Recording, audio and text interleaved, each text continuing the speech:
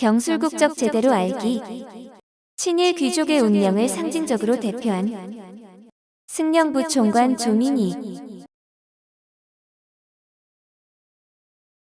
조민희는 1859년 10월 14일 한성부에서 아버지 조병익의 아들로 태어났는데 가숙에서 수학하고 1885년 9월 진광문과에 병과 12로 급제를 했습니다.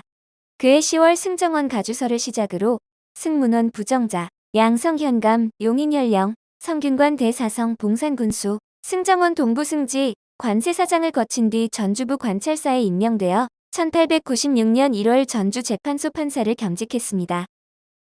1900년 10월 국내부 특징관에 11월 법부 협판에 임명되었고 1901년 1월 특령 전권공사를 겸했으며 미국 주재 특령 전권공사로 발령받아 1903년 12월까지 미국 공사로 재임했습니다. 1907년 헤이그 특사 사건이 일어나자 사건의 처리를 맡았고 일본 황태자가 대한제국을 방문하자 환영하는 친일 대신들이 만든 신사회의 부장이 되었습니다. 1909년 안중근의 하얼빈 의거로 이토 히로부미가 사망하자 조문을 했으며 경술국치 직후인 1910년 10월 조선 귀족령에 따라 자작자귀를 받았습니다. 같은 달 중순 왕세자 이윤의 생일을 축하하기 위해 고종의 명으로 일본에 갔다 조선 총독부가 천황에게 사은의 뜻을 표하기 위해 조직한 조선 귀족 일본 관광단에 합류해 천장절 행사에 참석하고 돌아왔습니다. 1911년 1월 은사 공채 5만 원을 받았고 2월 총독 관저에서 열린 작기본서 봉수식에 참석했고 1912년 2월 권업 주식회사를 발기했으며 8월 한국병합 기념장을 받았으며 12월 종사위에 서위되었습니다. 1915년 1월 조선 총독부 주도로 식민지배를 정당화하고 시정사업을 선전하기 위한 시정 5년 기념 조선물산 공진회 경성협찬회의 발기인으로 참여하고 5월에 특별회원으로 기부했습니다. 1915년 11월 다이쇼 텐노 즉위 대례식에 조선 귀족 자격으로 참석한 후 첫 최씨와 함께 대례 기념장을 받았는데 다음과 같은 천황 측 의식 참석 감상문을 발표했습니다. 우리들이 새로 복속된 백성이지만 화족이나 고등관에 비했을 때 조금의 차별도 없었으며 후한 접대를 받게 되어 천황 폐하의 일시동이 나시는 후유에 대한 성원에 나도 모르게 감격의 눈물을 흘렸습니다. 1917년 10월 일제의 협력과 지원하에 조직된 친일 불교 단체인 불교옹호회 고문에 추대되었고 1918년 4월 고등관 2등의 이태왕부 이황직 찬시에 임명되어 1919년 11월까지 재임했습니다. 1919년 11월 조선 총독의 자문기구인 중추원의 고문의 정사위에 임명되어 1921년 4월까지 재임하면서 매년 1,600원의 수당을 받았습니다. 1921년 4월 식인관 대우의 중추원 참의에 임명되어 1924년 4월까지 재임하면서 매년 3,000원의 수당을 받았고 1926년 5월 종사미로 승사되었습니다.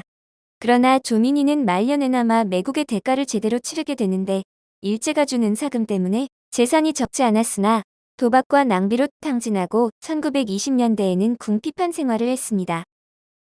1923년 중순경부터 채권자들의 소송이 계속 이어지는 한편 파산 신청에 대한 재판에도 20여 차례나 소환에 불응해 조선 귀족 최초로 구인장을 받았습니다.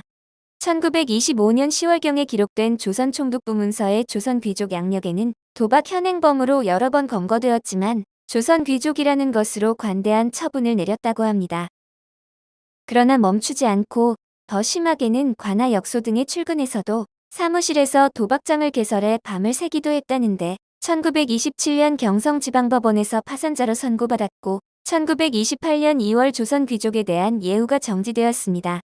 예우가 정지되었음에도 불구하고 자기는 그대로 상속자에게 승계되었는데 1931년 1월 2일 죽은 후에는 1930년 1월 재단법인 창복회에서 지급한 교부금 170원을 받았습니다. 조민희의 사후 자작직은 장남 조중수가 습작받았고 1940년 조중수가 사망한 후에는 조중수의 차남 조용옥과 습작했는데 해방 이후 조용호는 반민특위에서 조사를 받았으며 6.25 전쟁 중에 사망했습니다. 이완용의 처남이기도 하며 아이러니하게도 을사조약에 항거하며 자결한 조병세의 칠촌 조카이기도 합니다. 친일 귀족의 운명을 상징적으로 대표하는 조민희. 일본의 대한제국 강점을 도운 고위층 친일파들은 1910년 가을부터 대박을 터뜨렸는데 국권이 넘어간 해인 그해 10월 이들은 왕족급인 공족이나 조선 귀족에 편입돼 일본 자기를 받았습니다. 그러나 부귀영화는 오래가지 않아 3.1운동 뒤인 1920년대에는 전혀 다른 시선을 받았으며 한마디로 알거지들이 이들 중에서 속출했는데 1928년 조선일보는 몰락의 심연을 질주하는 조선 귀족의 이런 대목이 있습니다. 요사이 조선 귀족들의 재산이야말로 봄눈 녹듯이 하나씩 둘씩 소리 없이 사라져버리는 모양인데 유지움 자작 교민이 씨도 파산 선고로 인하여 2월 29일부터 그 예우까지 정지되었는데 조민희가 파산 선고를 받은 직접적 원인은 1925년 동아일보 횡설수설에 이완용의 처남, 자작 조민희는 도박 자금을 얻으려다가 사기 횡령의 혐의로 고소를 당하였다든가는 문장에서 확인됩니다. 인생 막판에 가서는 도박 사기 횡령 파산 등에 얽혔지만 청년 시절의 조민희는 상당히 전도유망했고 사업 경영 쪽으로도 비중을 둬서 권업주식회사와 조선무역주식회사를 세우거나 관여했습니다. 조민희는 친일파 지위를 이용해 사업에도 관여했으니 그가 축적한 친일 재산은 상당했는데도 몰락했는데 그의 동생인 이완용의 부인이 매월 50원을 보조해줬지만 몰락을 막는 데는 역부족이었다고 합니다.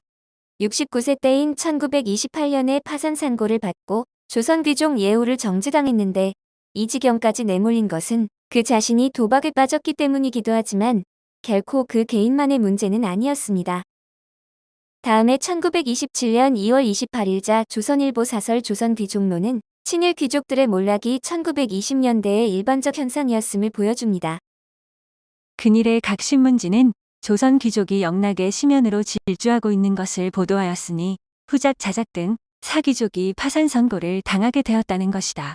이와 같이 하야 조선 귀족이 몰락하여가는 상태를 우리 안전에 볼 때에 우리는 인간적으로 그들의 처지에 연민의 정을 표할 수도 없지 않겠지만은 그들의 몰락을 대관할 때에 그들은 귀족 전체로서의 필연한 운명을 당하는 것으로 볼 수 있는 것이다. 조선 귀족들은 식민지 한국의 정치적 역학관계에 힘입어 재산을 유지했기 때문에 개인적으로 사업을 하건 않건 이들의 국가는 정치와 맞닿아 있었습니다. 그런데 1919년 3.1운동은 조선 귀족을 에워싼 정치 환경을 바꿔놓았는데 서민층이 대거 걸기한 3.1운동은 이들의 입지를 크게 축소시켰고 대체 세력이 출현해 총독부의 주목을 집중시킨 현상도 나타났습니다. 3.1운동의 충격을 받은 일제가 무단 통치를 문화정치로 전환한 것이 조선 귀족들에게 미친 파급력을 설명하는 대목입니다. 총독부는 창복회라는 구제단체를 만들어 조선 귀족들을 도와줬지만 1911년처럼 파격적 지원은 베풀지 않았는데 증오를 받는 조선 귀족보다 새롭게 등장한 한국인 전문가 집단을 이용하는 것이 더 유리했습니다.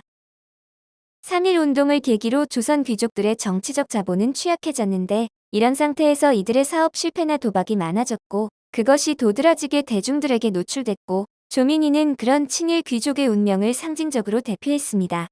전도유망했던 조민희는 친일 전향 이후 더 승승장구하는 듯 했지만 3.1운동의 충격파를 견디지 못하고 1920년대 후반에 경제적으로 몰락해 세상의 조롱을 받았는데 1931년 1월 2일 72세를 일기로 세상을 떠났습니다.